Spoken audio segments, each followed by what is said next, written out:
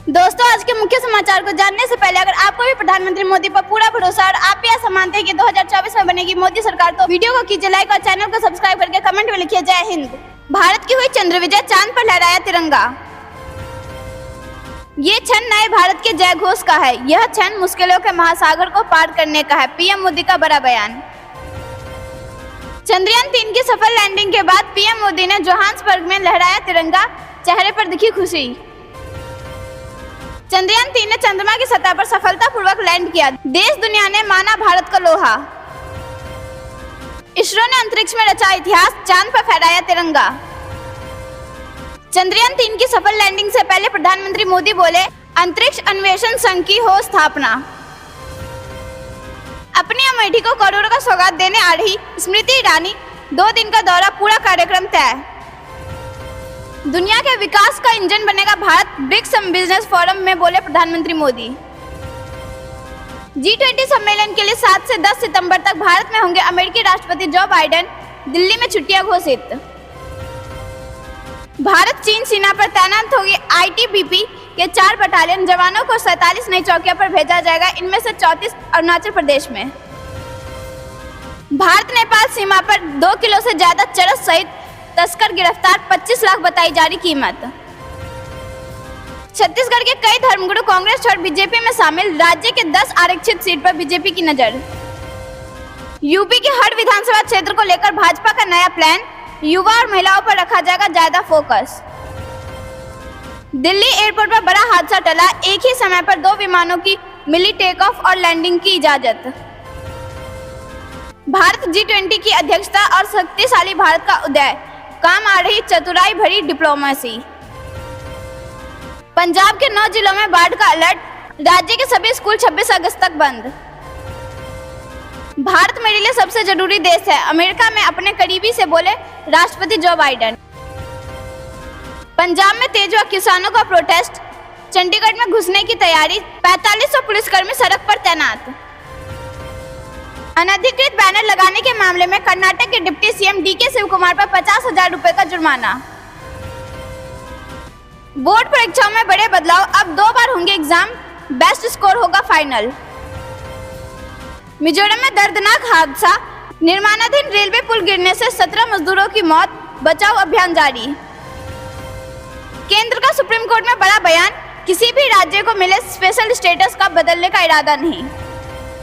Global south की आवाज को मजबूत करने के लिए मिलकर करते रहेंगे काम, सैंडटन कन्वेंशन सेंटर में बोले प्रधानमंत्री मोदी। राजभवन और नीतीश सरकार के बीच टकराव तेज, विश्वविद्यालयों में कुलपति नियुक्ति को लेकर विवाद। दोस्तों, अगर आपने अभी तक वीडियो लाइक नहीं किया है तो कृपया वीडियो लाइक कर दीजिए। दिल्ली में स्कूल, बैंक, कार्यालय और दफ्तर 8 से 10 सितंबर तक रहेंगे बंद, सीएम केजरीवाल ने की घोषणा। साल में 2 बार होगी बोर्ड परीक्षा, कक्षा 11 और 12 के स्टूडेंट पढ़ेंगे 2 भाषाएं, केंद्र ने की घोषणा। हिमाचल में फिर भारी बारिश, शिमला और मंडी में लैंडस्लाइड, 5 लोगों की मौत, 6 लोग लापता।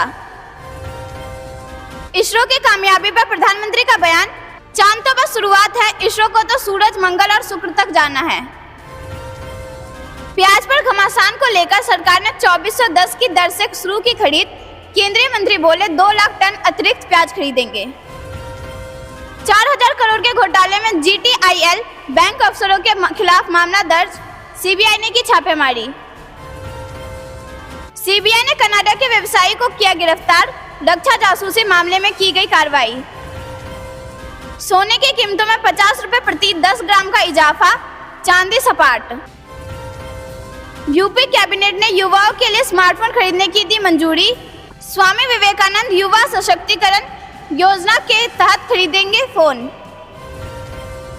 मध्य प्रदेश में आत्मसमर्पण करने वाली नक्सली और नक्सल प्रभावितों के लिए नीति मंजूर।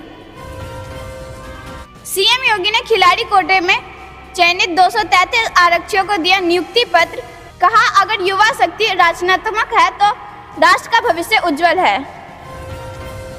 UPPCL लगाने जा रहा प्रीपेड मीटर, रिचार्ज खत्म होते ही गुल हो जाएगी आपके घर की बिजली। झारखंड वित्त मंत्री आवास समेत 32 ठिकानों पर ईडी की छापेमारी, मची हलचल। उत्तराखंड के 8 जिलों में बारिश का रेड अलर्ट। टिहरी में 3 स्टेट हाईवे बंद। राज्य के करीब 247 सड़कें बाधित। अल्पसंख्यकों का यूज कर रही ममता सरकार। बीजेपी नेता अग्निमित्रा पोल ने लगाया आरोप। जम्मू कश्मीर के राजौरी में आईईडी की सूचना पर हड़कंप। चला तलाशी अभियान। 3 घंटे हाईवे रहा ठप। दोस्तों, अगर आपने अभी तक वीडियो लाइक नहीं किया है तो कृपया वीडियो लाइक कर दीजिए। बाबा बर्फानी के नहीं कर सकेंगे दर्शन। 23 अगस्त से रोकी गई अमरनाथ यात्रा। भाजपा में नया पुराना कुछ नहीं। असम के सीएम ने कांग्रेस मुक्त भारत बनाने का दिया जोर। बीजेपी के घोषित 39 उम्मीदवारों की ट्रेनिंग शुरू। सीएम शिवराज, तोमर, वैष्णव और वीडी ने दिए इलेक्शन मैनेजमेंट के टिप्स। घोसी विधानसभा उपचुनाव के लिए बीजेपी ने जारी किए स्टार प्रचारकों की लिस्ट। योगी समेत 40 के नाम। राजस्थान से बड़ी खबर। बीजेपी जल्द ला रही अपना घोषणा पत्र। युवा, किसान, दलित पर होगा फोकस। यूपी में लोकसभा चुनाव के लिए सोशल मीडिया पर ताकत बढ़ाएगी भाजपा। 27 अगस्त को लखनऊ में कार्यशाला। घर घर तिरंगा अभियान के माध्यम से उत्तर प्रदेश के हर घर तक पहुंचने की जुगत में बीजेपी। अब भारत बनेगा दुनिया का इंजन। चीन में चौतरफा हादसा के बीच प्रधानमंत्री मोदी ने दी ड्रैगन को बड़ी टेंशन। सामने बैठे थे चीन के मिनिस्टर। पीएम नरेंद्र मोदी ने खोल दी फैक्ट्री ऑफ द वर्ल्ड की पोल। लद्दाख में पीछे हटने को तैयार भारत और चीन की सेना। क्या ब्रिक्स में मिलेंगे मोदी और जिनपिंग? अटकलें तेज। पाकिस्तान के राष्ट्रपति की अपने ही देश में बेइज्जती। खुद के चुने अफसर ने साथ काम करने से किया इनकार। पश्चिम बंगाल में बीएसएफ ने तस्करी की कोशिश की विफल। 12 लाख रुपए की ज्वेलरी जब्त। भारत का मून मिशन दुनिया के लिए बहुत यूजफुल। देश के मशहूर वैज्ञानिक जी सतीश रेड्डी का बयान। चंद्रयान 3 की सफलता के लिए विशेष गंगा आरती। 1001 दीपों से चंद्रयान 3 लिखा गया। सीएम योगी ने अभ्यर्थियों को बांटे नियुक्ति पत्र। बोले सरकारी सेवा में आकर बंद ना करे प्रैक्टिस। अगले 2 दिन पूरे यूपी को तरबतर करेगी बारिश। कई जिलों में मेघ गर्जन और वज्रपात की भी चेतावनी। चंद्रयान 3 की सफलता के लिए मंदिरों में हुए हवन यज्ञ। बटुके ने किया महामृत्युंजय का जाप। दोस्तों, अगर आपने अभी तक वीडियो लाइक नहीं किया है तो कृपया वीडियो लाइक कर दीजिए। मंत्री सिंधिया का विपक्ष पर तंज। बोले मध्य प्रदेश में फूट, लूट और झूठ बोलने वाली कांग्रेस है। चंद्रयान 3 की सफलता के लिए बाबा महाकाल की विशेष पूजा अर्चना। अंगारेश्वर महादेव का हुआ भात पूजन। भाजपा की आज से 2 दिन की बैठक। जन आशीर्वाद यात्रा और हारी सीटों के प्रत्याशियों को लेकर चर्चा। मोदी सरकार के एक फैसले से बढ़ी अरब दुनिया की मुश्किलें। यूएई पर भी असर। ईडी ने टीएमसी सांसद अभिषेक बनर्जी की कंपनी पर मारा छापा। कई आपत्तिजनक दस्तावेज जब्त। सिंधिया ने कांग्रेस पर फिर साधा निशाना। बोले चुनाव आते ही कांग्रेस के धर्म, जाति के नाम पर कई मुखौटे सामने आते हैं। यूपी के मदरसों और अल्पसंख्यकों कॉलेज में 1000 करोड़ का छात्रवृत्ति घोटाला। रैंडम जांच में खुलासा। जमीन पर रखे तिरंगे को पीएम मोदी ने उठाकर जेब में रखा। ब्रिक्स सम्मेलन का वीडियो हुआ वायरल। चलिए जानते हैं कुछ खबरों को विस्तार से। उससे पहले वीडियो को लाइक करके चैनल को सब्सक्राइब करिए और कमेंट में लिखिए जय हिंद। अपनी अमेठी को करोड़ों को सौगात देने आ रही स्मृति ईरानी। 2 दिन का दौरा, पूरा कार्यक्रम तय। जी हां दोस्तों, अगले साल होने वाले लोकसभा चुनाव से पहले अमेठी को तोहफा मिलने जा रहा है। अमेठी की बीजेपी सांसद और केंद्रीय मंत्री स्मृति ईरानी यहां करोड़ों की लागत से स्थापित हुई नई औद्योगिक इकाइयों का लोकार्पण करने आ रही हैं। ईरानी अपने संसदीय क्षेत्र में 24 अगस्त को 2 दिवसीय दौरे पर आ रही। 25 अगस्त को वो जगदीशपुर में नई औद्योगिक इकाई का शुभारंभ करेंगी। केंद्रीय मंत्री के प्रतिनिधि विजय गुप्ता ने बताया कि 24 अगस्त को स्मृति ईरानी दिल्ली से हेलीकॉप्टर से लखनऊ सुबह 9:30 बजे पहुंचेंगी। लखनऊ से सड़क मार्ग से होते हुए वसिंहपुर के दिवगंतपुर ब्लॉक प्रमुख रंजीत सिंह के घर पहुंचकर परिवार के साथ शोक संवेदना व्यक्त करेंगी। यहां से निकलकर सांसद 12:15 बजे भादर के खानापुर गांव निवासी मुलेश मिश्र और बहादुरपुर में वैया निवासी शशि भूषण शुक्ल के घर पहुंच शोक संवेदना व्यक्त करेंगे। उसके बाद बहादुरपुर गांव में आयोजित चौपाल में 1:30 बजे करीब पहुंचेंगे और लोगों की समस्या को सुनेंगी। 2:30 बजे यहां से निकलकर धोरहरा बूथ अध्यक्ष दिनेश सिंह के घर पहुंचेंगी।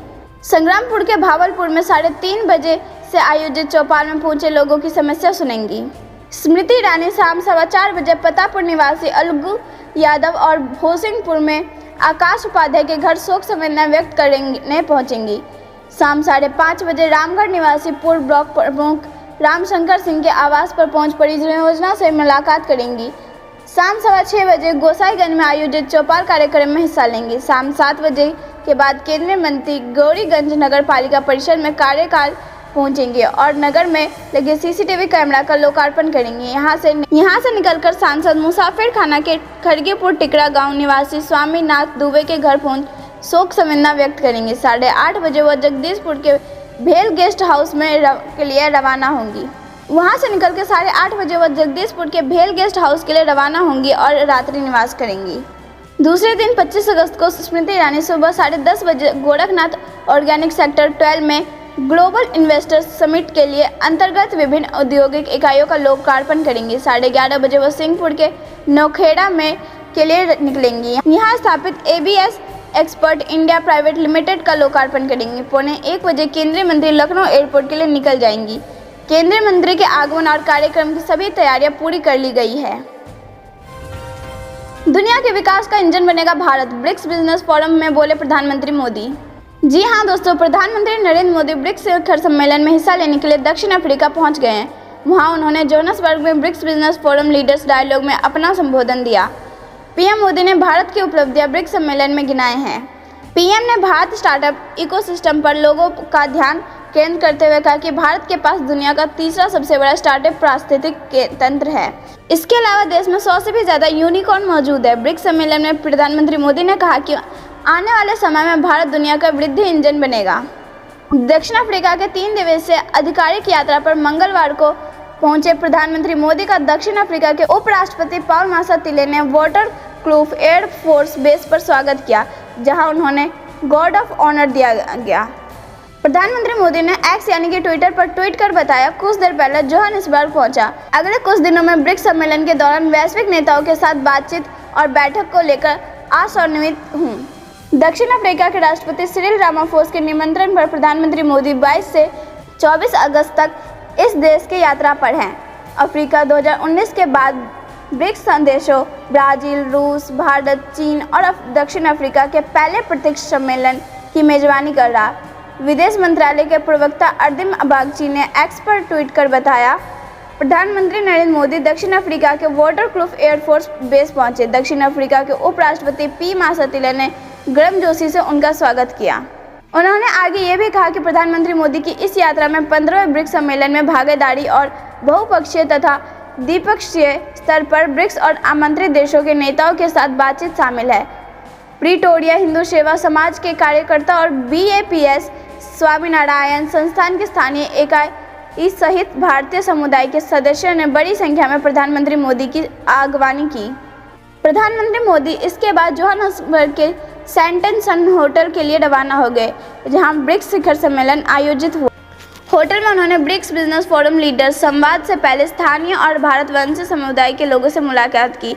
हाथों में भारतीय ध्वज और संगीत वाद्य मंत्र लिए भारतीय समुदाय के सदस्यों ने प्रधानमंत्री मोदी वंदे मातरम तथा भारत माता की जयकारे से पूरा का पूरा दक्षिण अफ्रीका गूंज गया।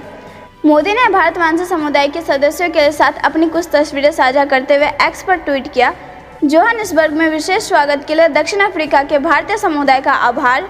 इसके बाद प्रधानमंत्री मोदी ने ट्वीट कर यह भी बताया कि 2 महिलाओं ने 30 अगस्त को आने वाली रक्षाबंधन से पहले प्रधानमंत्री मोदी की कलाई पर राखी भी बांधी।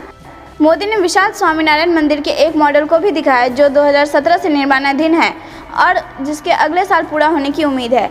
जोहान्सबर्ग के उत्तर से नॉर्थ राइडिंग का नया मंदिर केन्या के नैरोबी में स्थित ऐसे एक मंदिर के समान होगा, जो पूरी तरह से पत्थर से बना होगा। इसमें कक्षाएं और क्लिनिक भी शामिल होगी। प्रधानमंत्री मोदी ने मंगलवार सुबह दक्षिण अफ्रीका के लिए रवाना होने से पहले यहां एक व्यक्तित्व से कहा कि ब्रिक्स देश विभिन्न क्षेत्रों में एक मजबूत सहयोग एजेंडा अपना रहे हैं। दोस्तों, अगर आपने अभी तक वीडियो लाइक नहीं किया है तो कृपया वीडियो लाइक कर दीजिए। G20 सम्मेलन के लिए 7 से 10 सितंबर तक भारत में होंगे अमेरिकी राष्ट्रपति जो बाइडेन। दिल्ली में छुट्टियां घोषित। जी हाँ दोस्तों, भारत की राजधानी नई दिल्ली में आयोजित होने वाली G20 शिखर वार्ता के लिए अमेरिकी राष्ट्रपति जो बाइडेन का शेड्यूल जारी हो गया है। अमेरिकी प्रशासन की ओर से जारी किए गए अपडेट के मुताबिक राष्ट्रपति बाइडेन 7 से 10 सितंबर तक भारत की यात्रा पर रहेंगे और G20 सम्मेलन में हिस्सा लेंगे। वहीं G20 शिखर वार्ता के चलते दिल्ली में 8 से 10 सितंबर तक स्कूलों और सरकारी कार्यालयों की छुट्टी रहेगी। रॉयटर्स की रिपोर्ट के अनुसार व्हाइट हाउस ने बताया कि बाइडेन G20 देशों के लिए जलवायु परिवर्तन, स्वच्छ ऊर्जा समेत विभिन्न मुद्दों पर चर्चा करेंगे। इसके अलावा विकास बैंकों की क्षमता बढ़ाना, वैश्विक चुनौतियों से निपटने सहित गरीबी से बेहतर ढंग से लड़ने पर भी चर्चा होगी। वहीं बाइडेन यूक्रेन में जारी युद्ध के आर्थिक और सामाजिक प्रभावों को कम करने की बात भी करेंगे। नई दिल्ली में हो रहे G20 सम्मेलन में जो बाइडेन G20 की मेजबानी के लिए प्रधानमंत्री मोदी के नेतृत्व का सराहना भी करेंगी। इसके अलावा वो 2026 में अमेरिका में होने वाले G20 सम्मेलन के लिए अमेरिकी प्रतिबद्धता भी जाहिर करेंगे। आपको बता दें कि जो बाइडेन से पहले Australia PM Anthony Albanese, British PM Rishi Sunak समेत कई देशों के प्रमुख पहले ही G20 सम्मेलन में भाग लेने का ऐलान कर चुके हैं। G20 शिखर सम्मेलन के मद्देनजर दिल्ली में 8 से 10 सितंबर तक सार्वजनिक अवकाश घोषित करने का प्रस्ताव को मंजूरी मिल गई है। इन तारीखों पर MCD कार्यालय सहित सभी स्कूल, सरकारी कार्यालय भी बंद रहेंगे। सम्मेलन की सुरक्षा को देखते हुए दिल्ली पुलिस ने मुख्य सचिव से 8 सितंबर से 10 सितंबर तक सार्वजनिक अवकाश घोषित करने की अपील की थी और इसकी मंजूरी भी मिल गई है। दोस्तों, अगर आपने अभी तक वीडियो लाइक नहीं किया है तो कृपया वीडियो लाइक कर दीजिए। भारत चीन सीमा पर तैनात होंगी ITBP के 4 बटालियन जवानों को 47 नई चौकियों पर भेजा जाएगा। इनमें से 34 अरुणाचल प्रदेश में। जी हाँ दोस्तों, नॉर्थ ईस्ट में भारत चीन सीमा पर सुरक्षा बढ़ाने के लिए भारत तिब्बत सीमा पुलिस यानी ITBP की 4 नई बटालियन को नॉर्थ ईस्ट में तैनात किया जाएगा। 47 नई चौकियों पर भेजा जाएगा। सबसे ज्यादा अरुणाचल प्रदेश के 34 पोस्ट पर इनकी तैनाती होगी। केंद्रीय मंत्रिमंडल ने फरवरी में 7 नई बटालियन और बॉर्डर फोर्स बनाने की मंजूरी दी थी, जिससे ITBP फोर्स में 9400 कर्मियों की बढ़ोतरी हुई है। इनमें 7 में से 4 तैनाती के लिए तैयार है। बाकी 3 बटालियन को 2025 तक तैयार कर लिया जाएगा। यह फैसला तब आया है जब दोनों देशों के बीच सीमा विवाद पर दौलत बैग ओल्डी यानी DBO और चुशुल एरिया में मेजर जनरल लेवल पर चर्चा हुई है। यह इसलिए भी मायने रखता है क्योंकि चीन के राष्ट्रपति शी जिनपिंग 9 से 10 सितंबर तक G20 शिखर सम्मेलन में शामिल होने भारत आने वाले हैं। स्टेजिंग कैंप हिमालय के बॉर्डर पर लंबी दूरी की गश्त के दौरान ITBP का राशन, रसद और रहने की जगह मुहैया कराएंगे। टेम्परेरी BOP के रूप में काम करते हैं, साथ ही मुश्किल वक्त में बॉर्डर पर पोस्ट की दूरियों को कम करते हैं। नए सैनिकों के देश को उत्तरी सीमा पर 47 नए बॉर्डर आउट पोस्ट यानी BOP और 1 दर्जन स्टेजिंग कैंप पर तैनात किया जाएगा। इकोनॉमिक टाइम्स की रिपोर्ट के मुताबिक इनमें से 34 पोस्ट अरुणाचल प्रदेश में है, जहां इलाका बेहद मुश्किल भरा है। ये पोस्ट वेस्टर्न एरिया में बनाए जाएंगे। फिलहाल यहां 180 BOP हैं। हर चौकी पर लगभग 140 सैनिकों की तैनाती है और हर 3 महीने में सेना के रोटेशन होता है। ITBP और भारतीय सेना मिलकर चीन के साथ वास्तविक नियंत्रण रेखा ऐसे की सुरक्षा की जिम्मेदारी संभालती है। यह लाइन लद्दाख, हिमाचल प्रदेश, उत्तराखंड, सिक्किम और अरुणाचल प्रदेश से लगती है। लद्दाख में भारत की इंटरनेशनल बॉर्डर की लंबाई 1597 किलोमीटर, हिमाचल प्रदेश में 200 किलोमीटर, उत्तराखंड में 345 किलोमीटर, सिक्किम में 220 किलोमीटर और अरुणाचल प्रदेश में 1126 किलोमीटर है। 2021 में ITBP ने चंडीगढ़ और गुवाहाटी में 2 कमांडो हेडक्वार्टर्स को संचालन शुरू किया है। चंडीगढ़ के वेस्टर्न कमांड लद्दाख, हिमाचल प्रदेश और उत्तराखंड में चीन बॉर्डर की सुरक्षा देख रही है। वहीं ईस्टर्न कमांड उत्तरी सीमा और उत्तरी पूर्व बॉर्डर का कंट्रोल देख रही है। भारत और चीन के बीच पूर्वी लद्दाख को गलवान घाटी में करीब 3 साल पहले 2020 में हिंसक झड़प हुई थी। इससे भारत के 20 जवान शहीद हो गए थे, जबकि 38 चीनी सैनिक मारे गए थे। हालांकि चीन इसे लगातार छिपाता रहा। गलवान घाटी में दोनों देश के बीच 40 साल बाद ऐसी स्थिति पैदा हुई थी। गलवान पर हुई झड़प के पीछे की वजह थी कि गलवान नदी के एक सिरे पर भारतीय सैनिकों ने अस्थायी पुल बनाने का फैसला लिया था। चीन ने इस क्षेत्र में अवैध रूप से बुनियादी ढांचे का निर्माण करना शुरू कर दिया था, साथ ही इस क्षेत्र में अपने सैनिकों को संख्या बढ़ा रहा था। भारत और चीन के बीच दौलत बैग ओल्डी और चुशुल में LAC पर मेजर जनरल लेवल की बैठक हुई। इस दौरान दोनों देशों के बीच जारी सीमा विवाद पर डिटेल में चर्चा की गई। न्यूज़ एजेंसी के ANI के मुताबिक मेजर जनरल PK मिश्रा और मेजर जनरल हिरानी ने भारत का प्रतिनिधित्व किया।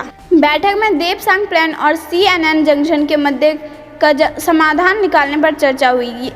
ये बैठक भारत चीन के बीच 14 अगस्त को हुई 19वीं कमांडर लेवल की बैठक के बाद की गई है, जिससे दोनों देश में विवादों को बातचीत और समझौता के जरिए सुलझाने पर राजी हुए थे। दौलत बेग ओल्डी यानी DBO देशपांग के पास है, जहां चीनी सैनिक लगातार भारतीय सैनिकों की पेट्रोलिंग में रुकावट पैदा करते रहते हैं। वहीं चुशुल पैंगोंग सो झील के दक्षिण किनारे पर है, जहां भारतीय सैनिकों ने 2020 में एक ऑपरेशन के तहत कई ऊंची जगहों पर कब्जा कर लिया था। इंडियन एक्सप्रेस की रिपोर्ट के मुताबिक मेजर जनरल लेवल की बैठक में दोनों देशों की सेनाओं के लिए पेट्रोलिंग से जुड़े ग्राउंड रूल्स बनाए गए, ताकि आगे किसी भी तरह का संघर्ष से बचा जा सके। साथ ही दोनों देशों के सैनिकों के बीच भरोसा बढ़ाने के लिए कदम उठाए जाएंगे। मेजर जनरल लेवल की बैठक के बाद दोनों देशों के बीच ब्रिगेड कमांडर और कमांडिंग ऑफिसर लेवल की बैठक भी होगी। दोस्तों, ये थी दिन भर की सारी जरूरी और बड़ी खबर। अंत तक बने रहने के लिए बहुत बहुत धन्यवाद। जाने से पहले वीडियो को लाइक और चैनल को सब्सक्राइब करके बेल आइकन दबाइए और कमेंट में लिखिए जय हिंद जय भारत।